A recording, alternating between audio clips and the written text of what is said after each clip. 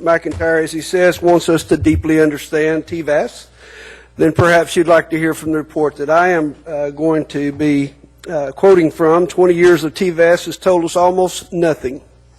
Andy Spears wrote it. It's in the Tennessee Education Report. TVAS masked persistently low proficiency rate. Tennessee value-added assessment model basically identified the schools that were already making required annual proficiency targets, but it failed to distinguish between schools with rising or declining proficiency scores. In short, the Sanders model, and by the way, I was on the ag campus as Mr. Sanders was with his model working on beef cattle genetics, and then he applied it to schools. That's where TVAS came from. Check your history. The model did little to address the essential unfairness perpetuated by NCLB proficiency requirements, which insisted that those students further behind and with fewer resources than those in economically privileged schools had to work harder to reach the same proficiency point. More importantly, there's no evidence that the Sanders version of the value-added test did anything to help or even predict the future outcomes for those furthest behind. Contrary to the most basic notions of accountability and fairness, 2/3 of Tennessee teachers who teach non-tested subjects are being evaluated based on school-wide scores. I don't have TVAS data. I depend on other teachers to do well with other students that I never see.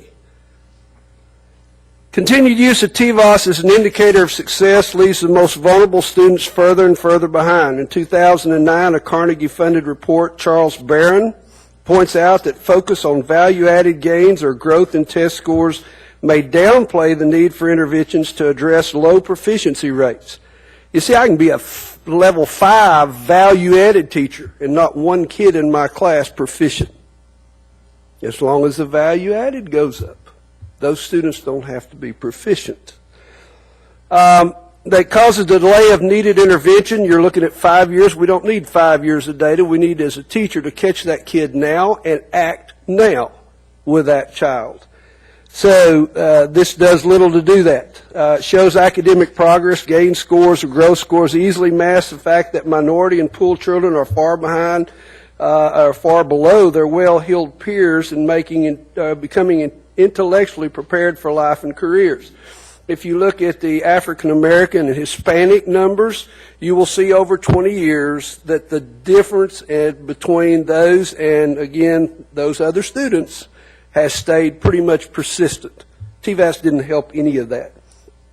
We've actually lost ground. Of course, our governor and Commissioner Huffman came to jump up and down because we went from 41st to 37th. Last time I checked, there were 50 states. 37th out of 50 doesn't sound too great to me. Sorry.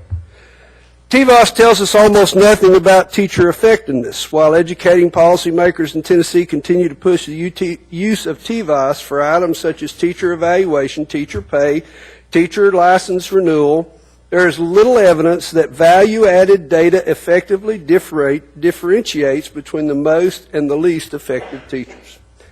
Surprisingly, Tennessee in the last 20 years has spent $326 million on TVAS and attendant assessment. That's $16 million a year on a system that is not yielding much useful information. Instead, TVAS data has been used to mask a persistent performance gap between middle to upper income students and their lower income peers. Overall, student achievement in Tennessee remains stagnant, which means we're falling behind our neighboring states, while politicians and policymakers tout TVAS-approved gains as a sure sign of progress.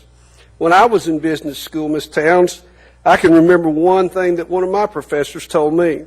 He said, you know, if you're going to climb that ladder to success, you better be sure the ladder's against the correct wall. You got all these models that's being thrown at you, TVAS, Team had no data to back it up except what came from NIET. Lowell Milken, I've already told you this. Guys, the data, these models that come out, most of the time, there's no data to back them up. Where's the data that backs up TVAS? Try to find it. Try to find good data. Look at the data. It just bounces up and down. We've stayed pretty consistent over 20 years. It's told us nothing. But we've wasted an awful lot of money. Park, you want to know what's going to happen? Look at New York. Scores will drop 30% next year. I'll buy you dinner if it don't. 30%. Now try to explain that to your parents and the students. That's what parks bring. Why? Because hadn't been tested. No data to back it up. Not internationally benchmarked. I'm telling you, start doing some study on these models. We're going up this ladder with all these models. And I'm going to tell you, when we get to the top, we're going to find out we should have been against that wall right over there. And listening to educators who are in the classroom telling people what is needed for those students. Mr. Savery, are you about finished? Your time is up. I am finished. Thank you very much. I appreciate it. Thank you. Maureen Myers. Would you mind stating your name and address for the record, please? And you have up to 5 minutes. Thank you. Hi, I'm Maureen Myers, 1814 Winding Ridge Trail.